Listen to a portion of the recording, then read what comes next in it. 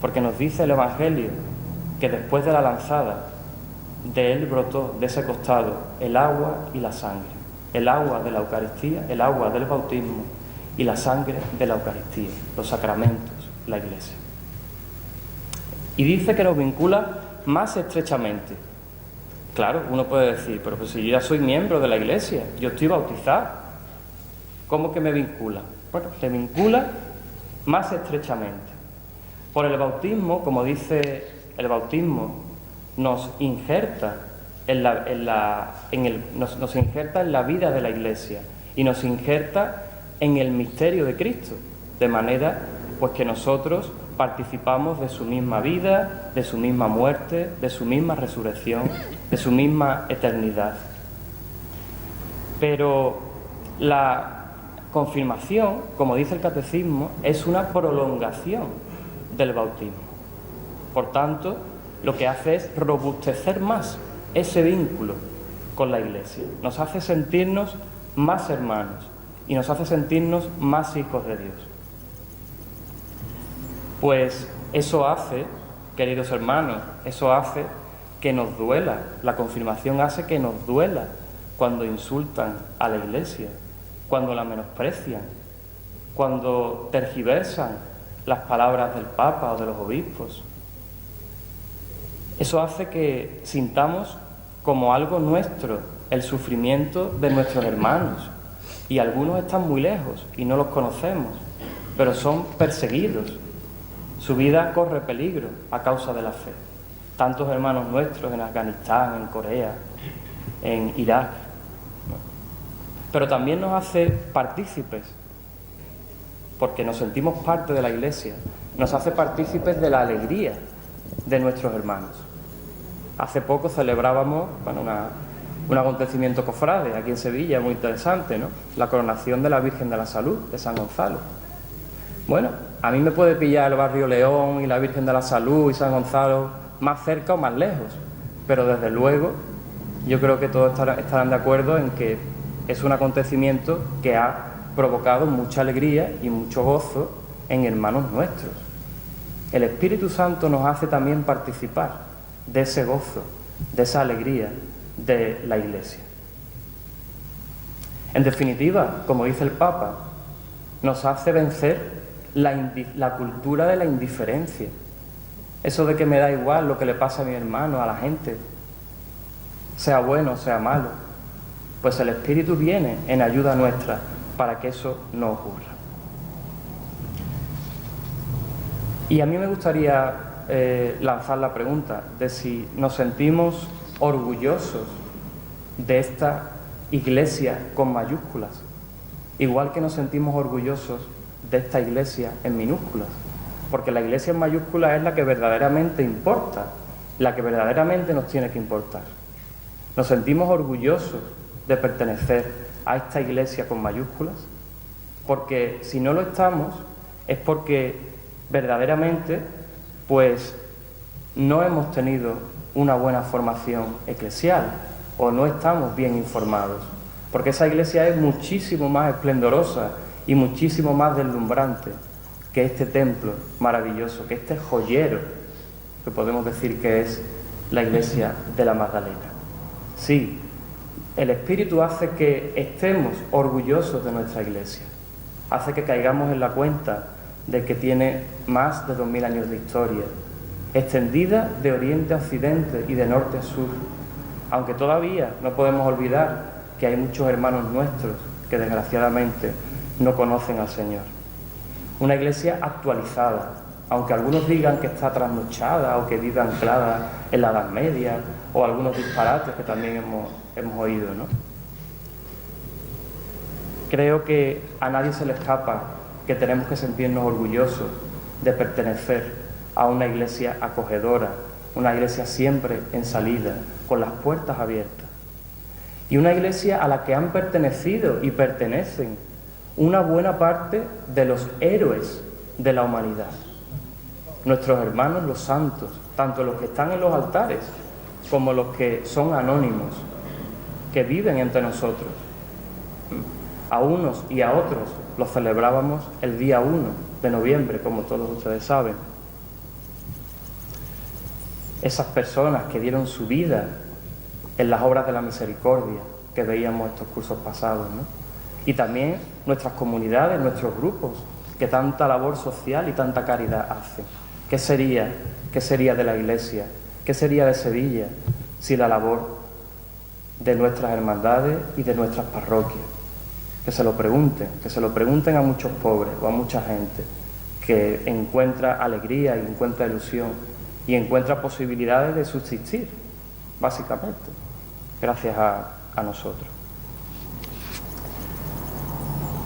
Y una iglesia, no se nos puede olvidar, especialmente estamos en el mes de noviembre.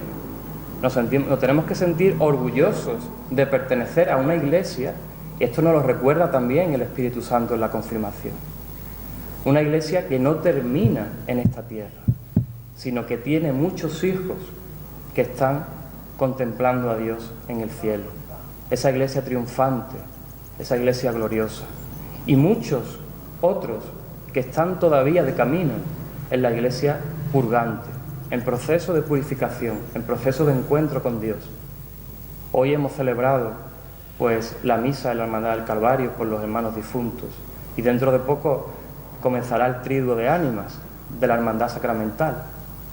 El Espíritu hace que sintamos la necesidad y la obligación de rezar, de ofrecer sufragios por esos hermanos nuestros que están en proceso de purificación. Y también el Espíritu nos da la idea de que pidamos la intercesión de nuestros hermanos que están ya contemplando a Dios cara a cara. Es verdad que a lo largo de la historia ha habido también, y lo sigue habiendo, muchas sombras, mucha miseria y mucho pecado dentro de la Iglesia. No descubro ningún secreto. Pero, siendo esto así, el Espíritu nos ilumina y nos hace ver que la luz y la claridad es mucho mayor siempre que la tiniebla. El cristiano, por tanto, que no se sienta orgulloso de la Iglesia, sinceramente, he esbozado algunas razones, pero hay muchísimas más, ¿no? El que no se sienta orgulloso, desde luego, es porque no sabe lo que está diciendo.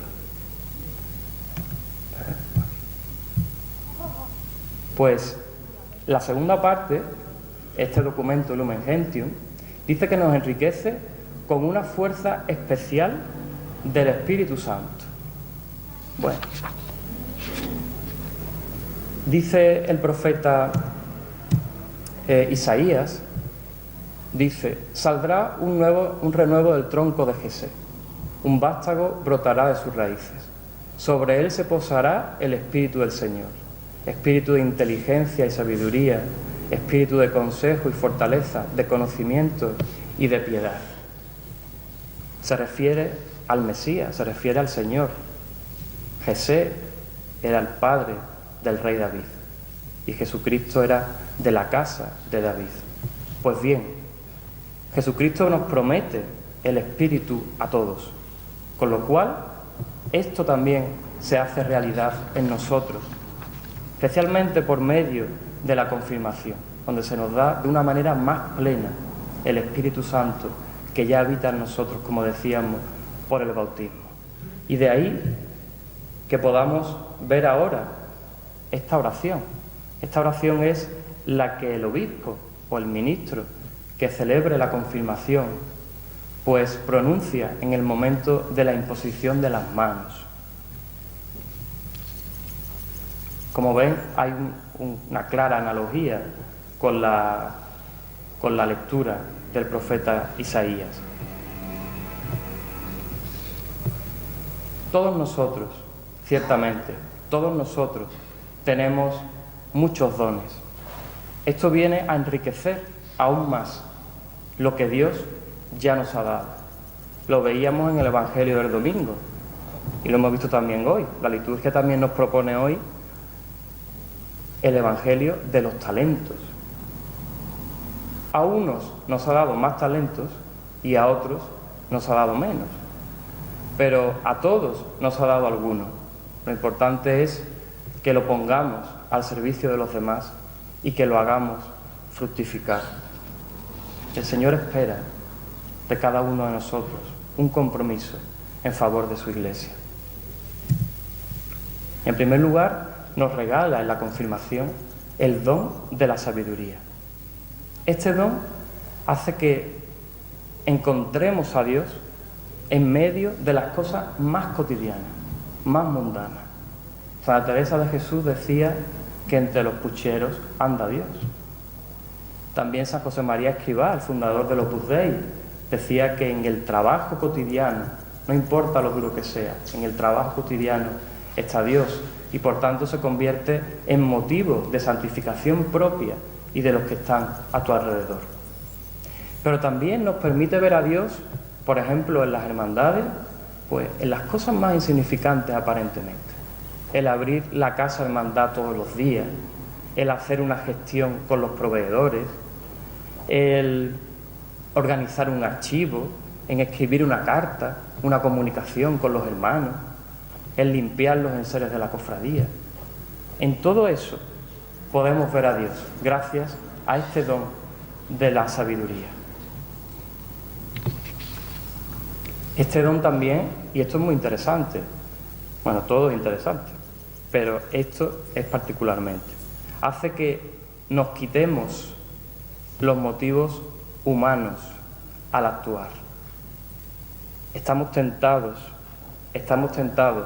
de hacer las cosas para que nos aplaudan, para que nos pongan medallas, para que nos lo agradezcan incluso. Decía San Agustín, nos hiciste, Señor, para ti, y nuestro corazón estará inquieto hasta que descanse en ti. El Espíritu hace que lo que te mueva a comprometerte sea que Dios esté contento. No tu medro personal, sino verdaderamente el gozo que puede sentir Dios. En el don de la inteligencia o el don de entendimiento se nos descubre lo que Dios hace posible que descubramos qué es lo que Dios nos tiene que decir a cada uno en cada momento concreto, en cada circunstancia concreta por la que estemos atravesando. Sí, ¿qué me tiene que decir Dios a mí hoy? ¿Qué me dice hoy a mí su palabra en estas circunstancias en las que yo estoy viviendo, buenas o malas? Eso es posible gracias al don del entendimiento, el que también nos permite descifrar los signos de los tiempos. Qué interesante es esto, queridos hermanos, qué interesante es esto. Por ejemplo, pues se ve en las cofradías, en las hermandades, porque ahora vemos que hay una necesidad, por ejemplo, de formación, que antiguamente pues no se veía como algo tan necesario. Ahora vemos que es necesario realizar una apuesta decidida por la formación de los hermanos, para que, como decía San Pablo, podamos dar razón de nuestra esperanza. Qué importante es, queridos hermanos, esto, en este mundo descreído, en este mundo que vive de espaldas a Dios, por no decir que ha tirado a Dios por la ventana. ¿Vale? Qué importante es esto. Pues yo creo que también el Espíritu, mediante este don, nos invita a la unidad. En estos momentos difíciles, como decimos popularmente, la unión hace la fuerza. El Espíritu dice, tenéis que permanecer unidos, tenéis que permanecer en la Iglesia para que así podáis ser mejores testigos. Este seminario formativo que estamos realizando, pues es una clara manifestación de esa unidad, claramente, entiendo yo, inspirado por este don de la inteligencia de la confirmación. En el don de consejo, esto yo creo que es el don, pues, un don que está muy presente en nuestras hermandades, aunque no lo veamos. Este don hace que veamos en cada momento lo que más nos conviene y que seamos capaces de elegir, de apostar por eso que más nos conviene. Dice la plegaria eucarística quinta, dice el sacerdote: inspíranos, le dice a Dios, inspíranos el gesto y la palabra adecuada frente al hermano solo y abandonado. Nosotros intentamos ayudar a nuestros hermanos con palabras y con obras, pero para eso hace falta, en primer lugar, mucho sentido común, que es el menos común de los sentidos. Por otro, hace falta formación, pero también nos hace falta oración, porque ¿cómo voy yo a aconsejar a alguien? ¿Cómo voy yo a iluminar un poco la vida de esa persona de parte de Dios si yo no estoy lleno de sus enseñanzas? ¿Cómo voy yo a darle agua a una persona si mi jarra no está llena? Y eso se nos olvida también. A nuestras casas de hermandad, a nuestros grupos, a nuestra parroquia, a nosotros se nos acercan constantemente hermanos con problemas y con dificultades. El paro, la enfermedad, los achaques de la vejez, la soledad, tantos y tantos problemas. Pero tenemos que ser conscientes de que no están a nuestro lado por casualidad. No han venido, no se han acercado hasta nosotros por casualidad. Ha sido Dios el que los ha puesto a nuestro lado, para que nosotros los aconsejemos, para que nosotros los ayudemos, para que nosotros intentemos socorrerlos de algún modo. Y esta ayuda que prestamos nosotros no sale en ningún boletín. Esta obra social, esta obra de caridad, de acoger al hermano y acompañarlo e intentar ayudarle uno a uno, personalmente, eso no sale en ningún boletín ni en ningún anuario. Y sin embargo, estarán de acuerdo conmigo en que puede ser, sin duda, la mejor obra de caridad que hacemos las hermandades y los grupos parroquiales. Yo imagino que todos ustedes han ido alguna vez a una confirmación. Pues hay un momento de la confirmación donde el sacerdote, como último responsable de la acción catequética, presenta a los confirmandos, a los que se van a confirmar, al señor obispo o al ministro de la confirmación. Y los presenta como grupo, pero los nombra uno a uno por su nombre. Y fíjense que de pasada, ¿no?, pues contemplamos o consideramos ese hecho. Sin embargo, yo creo que tiene una trascendencia mucho mayor, porque es verdad que el Espíritu Santo en esa tarde o en esa mañana se va a derramar sobre todos ellos, pero de forma particular se va a derramar sobre cada uno de ellos, sobre menganito, cetanito y el otro. Sí, pero es que Dios así es como nos trata a nosotros. No nos trata como comunidad simplemente, sino que nos trata uno a uno, de manera que para Dios solo existo yo. Cada uno de nosotros es absolutamente especial y único para Dios. Y Dios derrocha toda su bondad, toda su misericordia, toda su paciencia con cada uno de nosotros, porque somos únicos e irrepetibles y porque Él se centra en nosotros. ¿Y nosotros qué hacemos con nuestros hermanos cuando se acercan a nosotros? ¿Los tratamos así, como si fueran especiales, como si fueran únicos, con toda paciencia, con todo rigor? ¿O los despachamos? Porque Dios no nos despacha. Dios no nos despacha. Entonces, qué interesante es que caigamos en la cuenta de que el sacramento, que el amor de Dios es personal para cada uno, y para Dios no hay nada más importante que cada uno de nosotros. En el don de fortaleza, quizás este sea el don, ¿no? Están de acuerdo conmigo, el don pues más peculiar, o no más peculiar, sino el don que mejor representa la confirmación, el don más popular, ¿no? Pues este don nos hace vencer el combate de la fe con nuestro testimonio cristiano.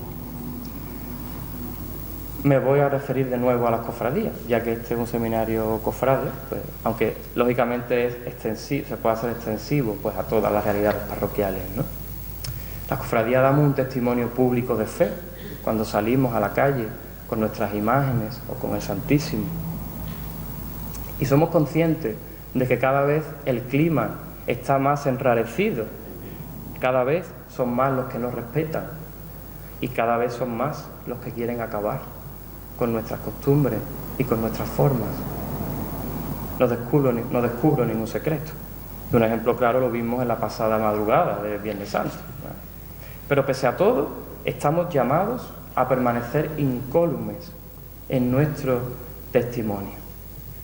Dice San Pablo a Timoteo: he combatido bien mi combate, he corrido hasta la meta y he mantenido la fe. Pues, y después dirá San Pablo, y recibiré la corona de gloria. Ojalá también nosotros podamos un día recibir la corona de gloria prometida, porque hemos perseverado y hemos mantenido la fe. Siempre hay que empezar pidiendo la fuerza del Espíritu. Hoy hemos empezado esta charla invocando al Espíritu Santo. Cada vez que nos reunimos, cada vez que hacemos algo, invocar al Espíritu Santo. Dice el Señor que sin mí no podéis hacer nada y que si Dios no construye la casa, en vano se cansan los albañiles. El don de ciencia, pues ya que nos quedan pocos, dice que, bueno, pues nos hace ver la belleza y la presencia de Dios en la inmensidad del cosmos, en la inmensidad de la creación. Nos hace ver la mano del Creador y nos invita a alabarlo. Y nos descubre la mirada que Dios tiene sobre la creación. Y en esa creación estamos nosotros. Esa mirada llena de ternura, esa mirada llena de bondad, de respeto, nos hace ver que nosotros no somos los dueños de la creación, sino que es Dios el hacedor y el dueño de todo.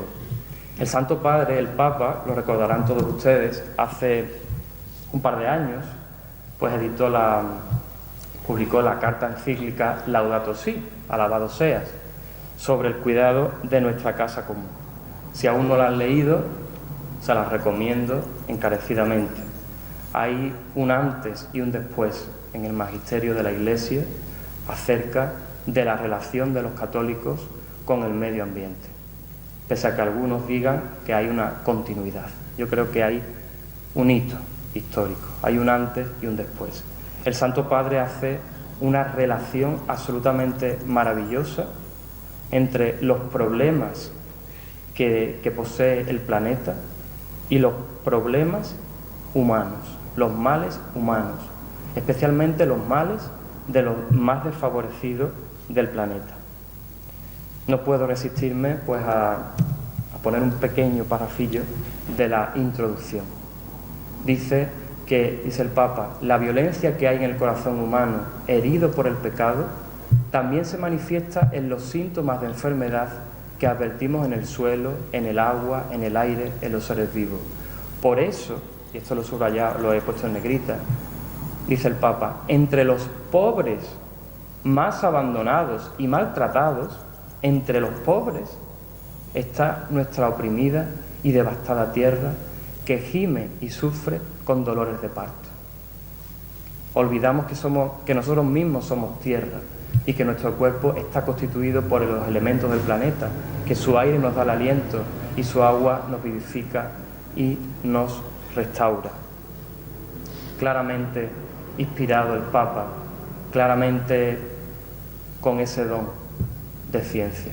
Esta carta encíclica es un derroche del don de ciencia del Espíritu Santo.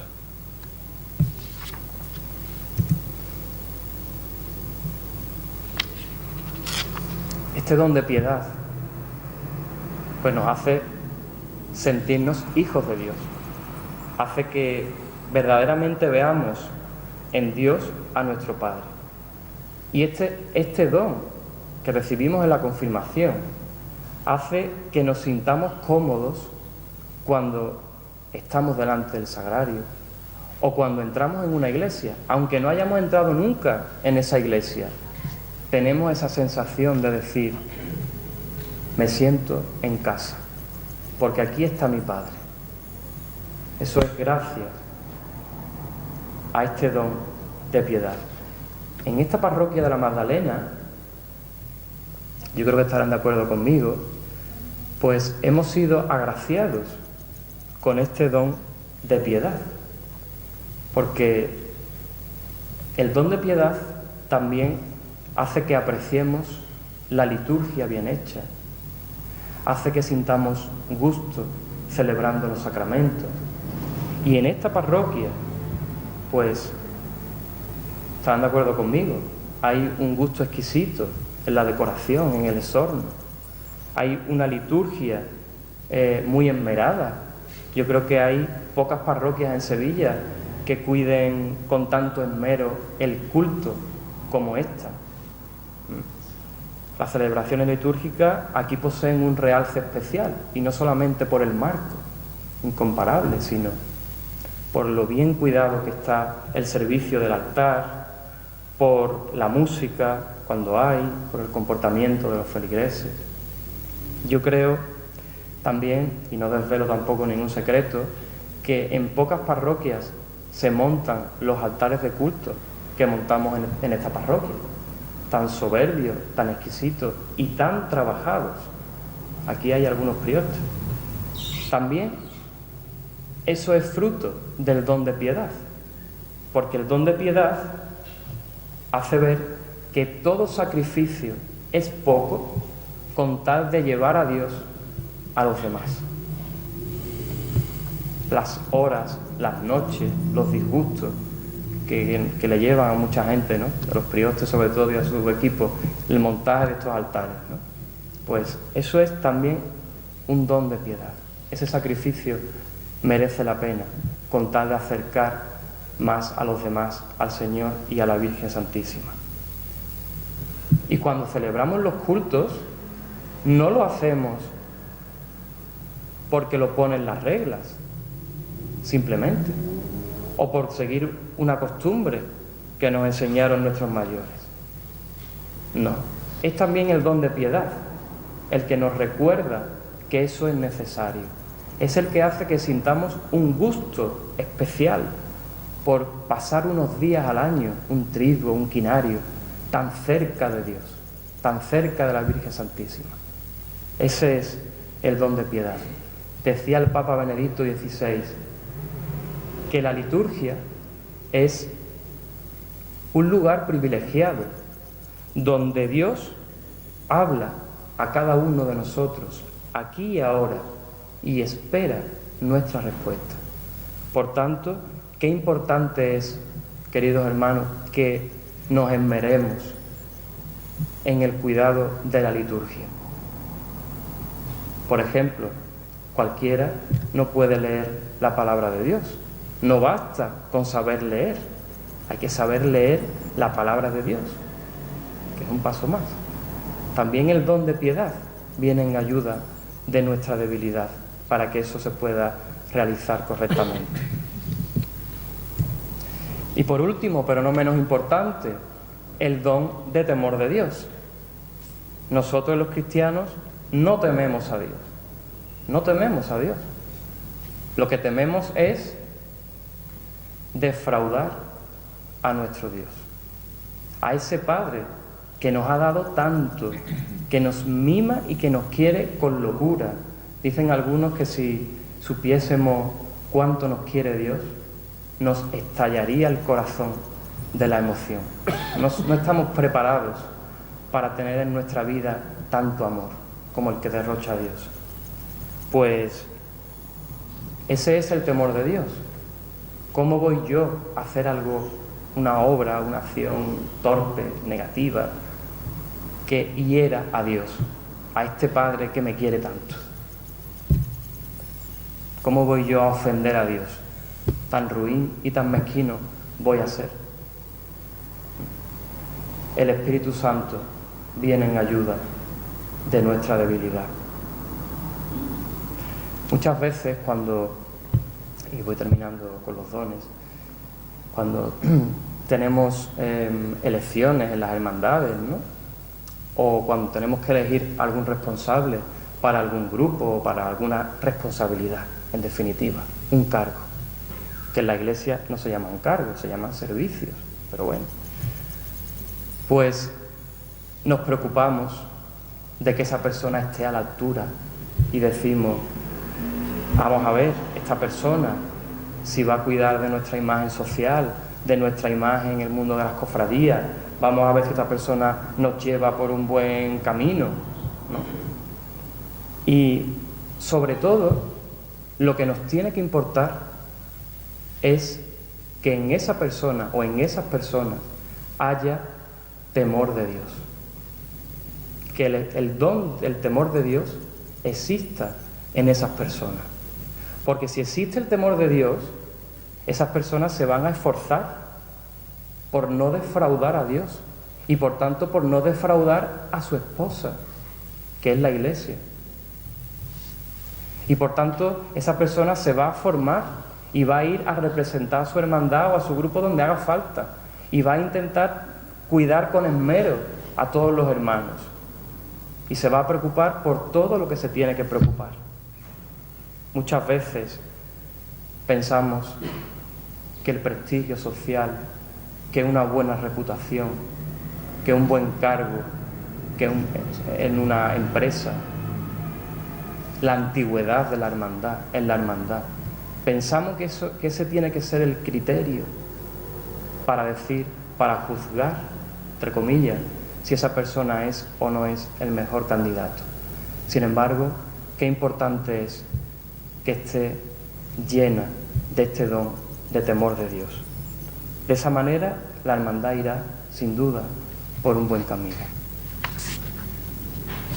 Y por último, no menos importante, dice que la confirmación nos obliga con mayor compromiso a difundir y defender la fe con palabras y obras como verdaderos testigos de Cristo. Es decir, nos hace mejores testigos de Jesucristo.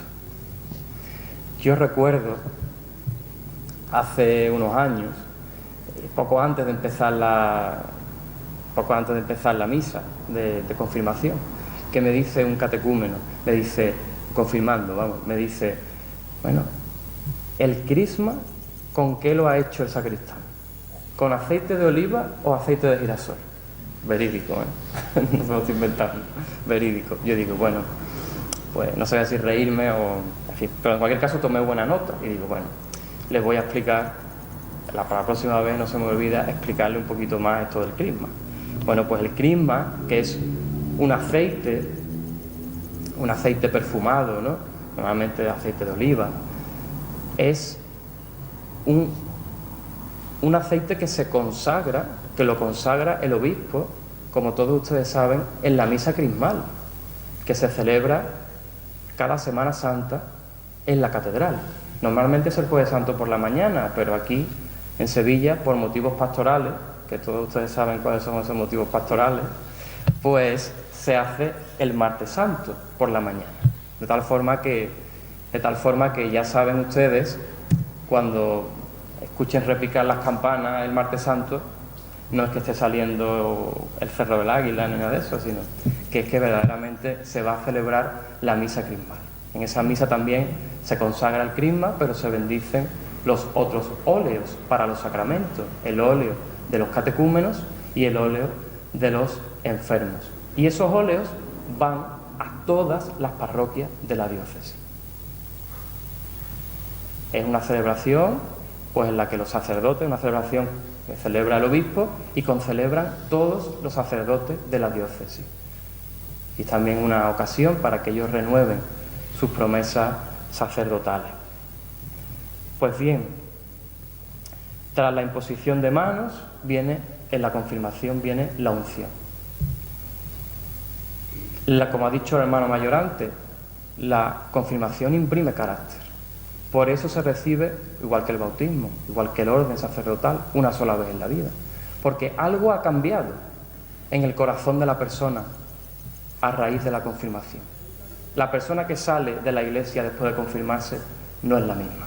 Aparentemente sí, pero en el corazón Dios ha grabado con más fuerza su sello, el Espíritu Santo, de manera que lo siente más como suyo y lo predispone a una mayor protección suya. El obispo es el ministro de la confirmación. ¿Sí? Porque recordarán todos ustedes que en el pasaje de Pentecostés, de los Hechos de los Apóstoles, pues nos dicen que estaban todos reunidos y que escucharon un viento recio y que vino una lengua de fuego sobre ellos. Pues los obispos, como sucesores de esos apóstoles, como apóstoles, son los encargados de transmitir el Espíritu Santo. Aunque también lo puede delegar, pues normalmente en sacerdotes de su confianza, colaboradores, los vicarios, aunque también en algún sacerdote que no sea vicario. Y es una pena, pero tenía aquí un vídeo preparado, pero no se ve, donde aparece nuestro párroco hace un par de años, pues confirmando a su sobrina. El obispo confirmó a todo el grupo y después el párroco pues le pidió al obispo el poder tener ese privilegio de confirmar. Y el obispo se echó a un lado y el párroco la confirmó. ¿Vale? Pues el Código de Derecho Canónico establece que la edad para la confirmación sea la edad de la discreción. Sin embargo, la Conferencia Episcopal Española, me corrija el párroco si me equivoco, establece pues los 14 años como esa edad de la discreción, sin menoscabo de que el obispo de cada lugar pueda decir otra cosa. En nuestro caso no ha dicho otra cosa, creo recordar. También el obispo es el que está, pues, por así decirlo, pidiendo que se confirmen los padrinos y los novios. Esas catequesis de confirmación de adultos han hecho un bien magnífico, están haciendo un bien magnífico en nuestras parroquias. Y tanto es así que hace unos días, no sé si alguno de ustedes escuchó la entrevista en COPE, el arzobispo decía pues que nos están imitando o nos van a imitar algunas diócesis, porque realmente está siendo muy productiva, muy fructífera para nuestra diócesis. Bueno, y concluyendo, el Espíritu Santo que se nos transmite, se nos infunde en la confirmación, nos hace ser otros Cristos, otros Mesías. Dice la monición que se hace en la confirmación, la monición que el ritual recomienda, dice: el obispo los ungirá con óleo perfumado, es decir, con el crisma. Ser crismado es lo mismo que ser Cristo, ser Mesías, ser ungido. Y ser Mesías y Cristo comporta la misma misión que el Señor: ser testigo suyo con el buen olor de las buenas obras. Decía nuestro recordado y querido don Antonio Domínguez Valverde, decía: quien piense que estamos viviendo momentos difíciles es que no ha leído ni una sola página de la historia de la Iglesia.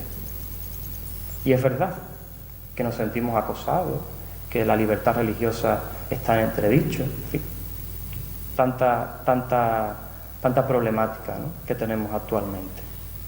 Pues qué necesario es el sacramento de la confirmación para que podamos realmente seguir siendo testigos del Señor en este mundo que nos ha tocado vivir, que no es ni mejor ni peor, es el mundo en el que el Señor nos ha puesto a cada uno de nosotros. Y las hermandades qué importante es que pongamos el acento en lo que verdaderamente importa, que es esto, ser testigos de Cristo en medio de nuestra sociedad. Qué importante es que las hermandades nos pongamos verdaderamente en esa línea y dejemos a un lado las cosas que pueden ser más accesorias. Necesitamos de la confirmación. Sin la confirmación ni nos sentiríamos más iglesia, ni nos sentiríamos orgullosos de pertenecer a ella, ni nos haríamos responsables, nadie querría arrimar el hombro desinteresadamente, y por supuesto, sin la confirmación, pues tantas generaciones no podrían conocer a Cristo. Esto ya es tierra de misión, ¿eh? Que nadie se piense que hay que irse a África o hay que irse a Latinoamérica a predicar y a evangelizar. Nuestra España, nuestra Sevilla, nuestra diócesis y nuestra feligresía es ya tierra de misión. Ya son muchos, y algunos catequistas lo pueden decir, de comunión, son muchos los niños que vienen sin saber el Padre Nuestro y el Ave María y que no saben absolutamente nada de Dios y de la Iglesia. Y lo vemos cuando salimos en procesión. Tantos niños, y no solamente niños, tantos jóvenes, tantos adultos, pues que no saben lo que va encima de los pasos. No saben quién es el Señor, quién es la Virgen. Paradójicamente sí saben muchos de ellos las marchas que están tocando detrás y quiénes son los capataces y todas esas cosas.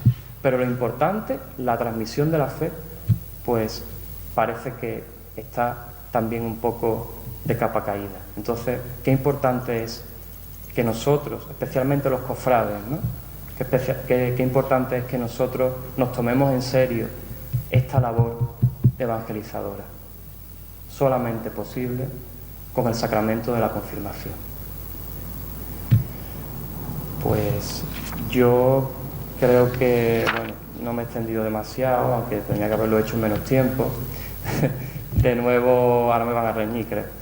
De nuevo os doy las gracias pues, por vuestra asistencia y, como decía al principio, por vuestra paciencia. Yo espero que haya servido para algo, por lo menos para recordar algunas cosillas, ¿no? Que ya a lo mejor, y espero que tenga pues algún tipo de provecho espiritual para cada uno de ustedes. Pues muchas gracias y buenas noches.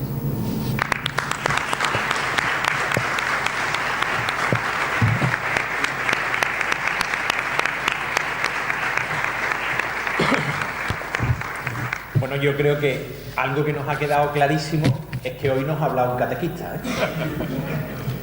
Y se lo agradezco especialmente, ¿no? La verdad es que, bueno, pues nos ha hecho esta bella catequesis articulada fundamentalmente a través de los dones del Espíritu Santo que recibimos a través del sacramento. Y bueno, a mí me ha parecido pues eso, muy iluminadora. Quisiera por eso agradecérselo vivamente, junto con, bueno, pues manifestarle mi alegría de escucharlo aquí, ¿no? Y es que Fernando, pues es una persona importante. Es verdad que en la parroquia somos muchas personas importantes, ¿no? Yo creo que todos. Pero Fernando es una persona importante. Como antes se nos ha dicho, él lleva desde el 2008. Empezaste las catequesis de confirmación. Durante este tiempo han pasado muchísimos chavales de la parroquia por los grupos que él, a los cuales ha estado dando catequistas, ha estado dando catequesis. Han salido de ahí catequistas. De hecho, yo llevo uno de los grupos, el de adultos, y una es Mercedes Sendín, que el primer grupo fue. Exactamente, que fue en el primer grupo de confirmación, después estuvo ayudándole a él y ahora me está ayudando a mí en la catequesis de adultos, ¿no? Por tanto, una tarea muy importante, que yo agradezco muchísimo a Fernando. Está también David, que es el que da ahora con Fernando las catequesis en ese grupo. Hay otro grupo, porque son 2 años, que lo lleva Jesús y Rocío. De hecho, y termino un poco con esa idea que me parece muy importante. Mirad, el sacramento de la confirmación, uno de los peligros es que ha aparecido como una especie, pues no sé, como de lacito para los cristianos o algo así, como una especie de adorno, ¿no? Y que de hecho no se veía que revistiese un carácter de necesidad para todos los cristianos. Muchos cristianos, por una razón vaya, yo me lo encuentro en las catequesis de adultos permanentemente, a lo mejor porque se puso malo el día que tocaba la confirmación, o porque cambió de colegio cuando estaba a mitad del proceso, por tal, no se confirmaron. No sé si es el caso vuestro o no, pero sí insistiros en el hecho de que la confirmación no es un lujo para unos pocos, ni es algo con una edad determinada de cuando eres jovencito y tal, sino que es una necesidad para todos los cristianos, ¿no? Yo creo que gracias en buena medida, gracias al directorio que salió hace 2 años de la iniciación cristiana, donde eso se nos recordaba. O sea, no tiene sentido que 2 personas contraigan matrimonio sin ser adultos en la fe. Y uno no se hace adulto porque es más viejo o porque sabe más. Uno es adulto porque el Espíritu Santo le da esa madurez que necesita, ¿no? Y por eso la necesidad de que esté confirmado. ¿Cómo transmitir uno pues la fe si no ha sido confirmada en esa misma fe que está llamado a transmitir, con lo de los padrinos de bautismo y de confirmación? El caso es que es una oportunidad para todos y que por tanto yo os animaría, no sé si hay alguno aquí, está casi por preguntar, ¿hay alguno que no está detrás? Y lo fichamos. De hecho, lo que sí puedo decir con orgullo es que muchos de los que o varios de los que estáis aquí habéis pasado precisamente a través de las catequesis, ¿no? Está allí Domingo, está Alberto y están otros que ha sido a través de la catequesis de adultos. De hecho, hoy, bueno, pues se ha cambiado un poco el tema de lo de la edad, ¿no? Él ha dicho esa edad que era un poco la que se fija a nivel nacional del 14-16 años, pero por ejemplo en la diócesis de Sevilla ahora el modelo no va a ser ese. El modelo es que los niños cuando terminan las catequesis de comunión prosigan su formación y en torno a los 14 años o algo así lo reciban. Es decir, hemos visto que hay algo que fracasa, que es que los niños se preparaban para la comunión, hacían la primera y última comunión y hasta luego Lucas, no lo volvíamos a ver. Entonces se pretende que sea un proceso formativo continuado en el cual, bueno, pues cuando lo concluya estén iniciados en la fe, con lo que serán los 14. Que nosotros aquí en la parroquia lo tenemos y tenemos pues varios cursos de estos que ya hicieron la comunión y ahora se están preparando. Después tenemos los de 14 a 16 años, que son un poco los que están Fernando y he dicho antes también con Jesús y con Rocío, y después tenemos la catequesis de adultos. Y podemos tener para todas las que sean, o sea que el que esté necesitado que lo diga, que montamos lo que haya que montar, pero insisto en esa idea. El sacramento de la confirmación no es un lujo, es necesario para todos los cristianos y todos tendríamos que hacer pues lo necesario por recibirlo. En cualquier caso, pues eso, de nuevo, agradecer vivamente y mostrarle mi alegría de poder haber escuchado hoy a Fernando aquí con nosotros, agradeceros a vosotros vuestra presencia, es muy importante, porque si no venís, no hay ciclo. O sea que lo del ponente está muy bien, pero si no hay gente ahí, no hay ciclo. O sea que vosotros sois también una parte necesaria y fundamental. Unas veces viene mejor, otras veces viene peor. Yo sé que muchos tenéis que hacer un esfuerzo y palabrita, que os lo agradezco vivamente a todos los que venís, a cada una de